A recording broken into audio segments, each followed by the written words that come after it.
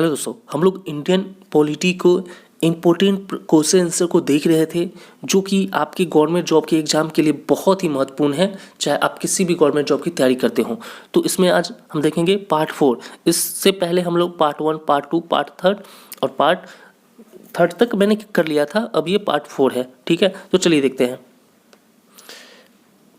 तो प्रश्न की बात करें तो पहला हमारा प्रश्न है कि किस राज्य में समवर्ती सूची का प्रावधान नहीं है। किस राज्य में समवर्ती सूची का प्रावधान नहीं है, तो उस राज्य का नाम है जम्मू कश्मीर, ठीक है। चलिए अगले प्रश्न की बात करें तो अगला प्रश्न है हमारा, जैसा कि आप लोग देख रहे होंगे, इस प्रश्न में पूछा गया है कि रियासतों को भारत में सम्मिलित करने के लिए किसके नेतृत्व में रियासती मंत्रालय बनाया गया। पूछा गया है कि रियासतों को भारत में सम्मिलित करने के लिए किसके नेतृत्व में रियासती मंत्रालय बनाया गया, तो वो उनका नाम था सरदार वल्लभ भाई पटेल, ठीक है। अगला प्रश्न है, इस प्रश्न में पूछा गया है किस रियासत को पुलिस कार्रवाई के माध्यम से भारत में मिलाया गया, तो हैदराबाद रियासत को। इसके बाद बात करते हैं, अगला प्रश्न है भारतीय संविधान निर्माण में कितने विदेशी स्रोत लिए गए। पूछा गया कि भारतीय संविधान निर्माण में कितने विदेशी स्रोत लिए गए, तो वो 9 स्रोत लिए गए थे जो विदेश से लिए गए थे संविधान निर्माण में। चलिए आगे देखते हैं। प्रश्न है कि संविधान की कुंजी किसे कहा गया है, तो संविधान की जो कुंजी है वो संविधान का प्रस्तावना है, ठीक है। संविधान का प्रस्तावना है, यानी संविधान की प्रस्तावना को संविधान की कुंजी कहा गया है। आगे हम बात करते हैं, अगला प्रश्न है कि 2 कार्यवाहक प्रधानमंत्री बनने का श्रेय किन्हें जाता है। दो बार कार्यवाहक प्रधानमंत्री बनने का श्रेय किन्हें जाता है, तो गुलजारी लाल नंदा को जाता है। अगला प्रश्न है, इस प्रश्न में पूछा गया कि राज्यपाल तथा मंत्रिपरिषद के बीच की कड़ी होती है। राज्यपाल तथा मंत्रिपरिषद के बीच की कड़ी कौन सी होती है, तो मुख्यमंत्री होते हैं, ठीक है। चलिए आगे है, विधि के समक्ष समता कहाँ से लिया गया है। विधि के समक्ष समता कहाँ से लिया गया है, तो ये लिया गया है इंग्लैंड के संविधान से, ठीक है। इंग्लैंड के संविधान से लिया गया है। अब इस प्रश्न में पूछा गया कि राज्य विधानमंडल की ऊपरी सदन कौन सा है। राज्य विधानमंडल की ऊपरी सदन कौन सा है, इसमें बताना है, तो कौन सा है, तो उसको हम कहते हैं विधान परिषद। क्या कहते हैं, विधान परिषद। अगला प्रश्न है, इस प्रश्न में पूछा गया कि क्षेत्रीय परिषदों का गठन किसके द्वारा किया गया जाता है। क्षेत्रीय परिषदों का गठन किसके द्वारा किया जाता है, तो उपराष्ट्रपति के द्वारा। किसके द्वारा, राष्ट्रपति के द्वारा किया जाता है, ठीक है। चलिए अगला प्रश्न है, इस प्रश्न में पूछा गया कि संविधान सभा की प्रारूप समिति द्वारा प्रस्तुत संविधान में कितनी अनुसूचियां थी, तो वो 8 अनुसूचियां थी। अगला प्रश्न है, इस प्रश्न में पूछा गया कि संसद के निम्न सदन को क्या कहते हैं, तो संसद के निम्न सदन को हम लोग कहते हैं लोकसभा। क्या कहते हैं, लोकसभा। चलिए अगला प्रश्न है, इस प्रश्न में पूछा गया कि भारत धर्मनिरपेक्ष राज्य क्यों है। भारत धर्मनिरपेक्ष राज्य क्यों है, तो क्योंकि यहाँ सभी धर्मों को समान माना जाता है। धर्मनिरपेक्ष राज्य भारत इसलिए है क्योंकि यहाँ सभी धर्मों को समान माना जाता है, एक जैसा माना जाता है। चलिए अगला प्रश्न है, इस प्रश्न में पूछा गया कि संविधान के निर्माण की दिशा में पहला कार्य उद्देश्य प्रस्ताव था 22 जनवरी 1947 को। यह प्रस्ताव किसने प्रस्तुत किया था, तो यह प्रस्ताव किसने प्रस्तुत किया था, तो जवाहरलाल नेहरू ने प्रस्ताव को प्रस्तुत किया था। किसने प्रस्तुत किया, जवाहरलाल नेहरू ने।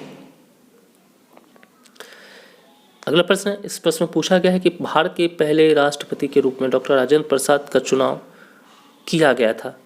किसके द्वारा किया गया था, ये पूछा गया है, तो संविधान सभा द्वारा किया गया था, ठीक है। आगे बात करें, अगले प्रश्न की ओर चलते हैं। तो ये प्रश्न है हमारा कि भारतीय संविधान की प्रस्तावना के अनुसार भारत के शासन की सर्वोच्च सत्ता किसमें निहित है। पूछा गया कि भारतीय संविधान की प्रस्तावना के अनुसार भारत के शासन की सर्वोच्च सत्ता किसमें निहित है, तो किसमें निहित है, जनता में। चलिए अगला प्रश्न है हमारा, अगला प्रश्न कि प्रधानमंत्री पद से त्यागपत्र देने वाले प्रथम व्यक्ति कौन थे। प्रधानमंत्री के पद से, ठीक है, त्याग देने वाले प्रथम व्यक्ति कौन थे, तो उनका जो नाम था मोरारजी देसाई। क्या नाम था, मोरारजी देसाई। क्या नाम था, मोरारजी देसाई। अगला प्रश्न है कि भारत के नियंत्रक एवं महालेखक परीक्षक की नियुक्ति कौन करता है? तो कौन करता है? राष्ट्रपति करता है। ठीक है, चलिए अगला प्रश्न है कि भारतीय संविधान के किस भाग को उसकी आत्मा की आख्या प्रदान की गई है? तो प्रस्तावना को। तो भारतीय संविधान के किस भाग को उसकी आत्मा, देखिए ऐसे भी पूछा जा सकता है, भारतीय संविधान को किस भाग को हम आत्मा कहते हैं? तो प्रस्तावना को। ठीक है, चलिए अगला प्रश्न है, इसमें पूछा गया कि राज्यसभा के लिए प्रत्येक राज्य के प्रतिनिधियों का निर्वाचन कौन करता है? तो विधानसभा के निर्वाचित सदस्य करते हैं। इस प्रश्न में पूछा गया आपसे कि 31वें संवैधानिक संशोधन अधिनियम द्वारा लोकसभा की अधिकतम सदस्य संख्या कितनी निर्धारित की गई है? तो 545। पूछा गया कि 31वें संवैधानिक संशोधन अधिनियम द्वारा लोकसभा की अधिकतम अगर सदस्य संख्या की बात करें तो कितनी निर्धारित की गई है? तो 543। अगला प्रश्न है, इस प्रश्न में पूछा गया कि दीवानी मामलों में संसद के सदस्यों को किस दौरान गिरफ्तार नहीं किया जा सकता? दीवानी मामलों में संसद के सदस्यों को किस दौरान गिरफ्तार नहीं किया जा सकता? तो इसका आंसर क्या होगा? किस दौरान गिरफ्तार नहीं किया जा सकता? तो संसद के सत्र के दौरान, संसद के सत्र आरंभ होने के 40 दिन पूर्व तक, संसद के सत्र के आरंभ होने के 40 दिन बाद तक। ठीक है, ये 3 कंडीशन है। इस तीनों कंडीशन को आप समझ गए होंगे कि कब कब। चलिए अगला प्रश्न, संघीय मंत्रिपरिषद से त्यागपत्र देने वाले प्रथम मंत्री कौन थे? तो उनका जो नाम था श्यामा प्रसाद मुखर्जी। ठीक है,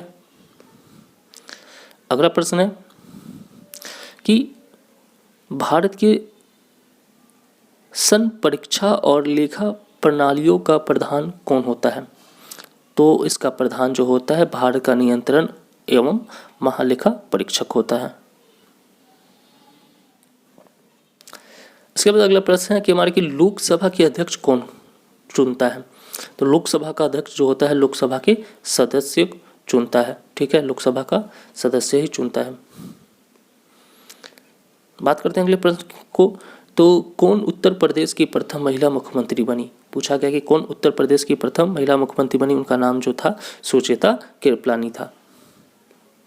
इसके बाद अगला प्रश्न है, इस प्रश्न में पूछा गया कि प्रथम लोकसभा चुनाव में उम्मीदवारों की संख्या कितनी थी?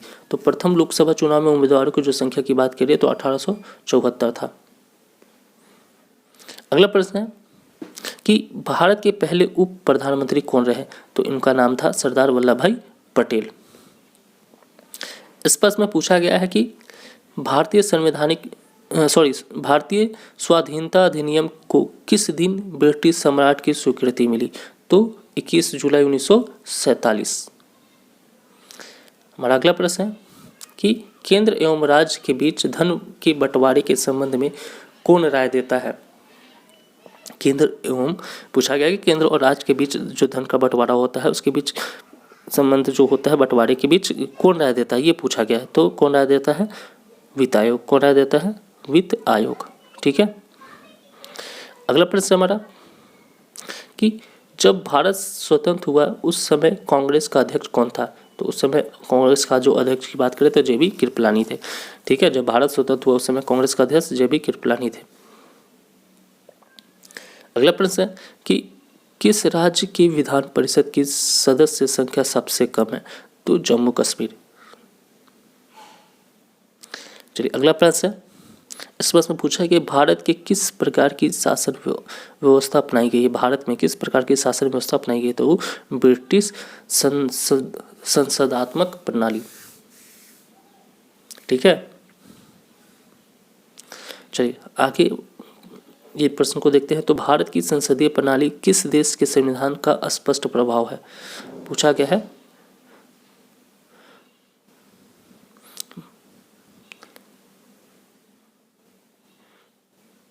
भारत की संसदीय प्रणाली किस देश के संविधान का स्पष्ट प्रभाव है, ये प्रश्न था। तो आंसर हो जाएगा ब्रिटेन। ठीक है, ब्रिटेन की। चलिए लास्ट प्रश्न है, इस प्रश्न को देखते हैं। ये प्रश्न है कि राज्य के नीति निर्देशक सिद्धांतों की प्रेरणा किस देश के संविधान से मिली है? तो इसका आंसर हो जाएगा आयरलैंड। राज्य के नीति निर्देशक सिद्धांतों की प्रेरणा किस संविधान से ली गई है? तो आयरलैंड से। तो इस प्रकार से आपका ये टॉपिक खत्म हुआ। मिलते हैं अगले वीडियो में, तब तक के लिए धन्यवाद।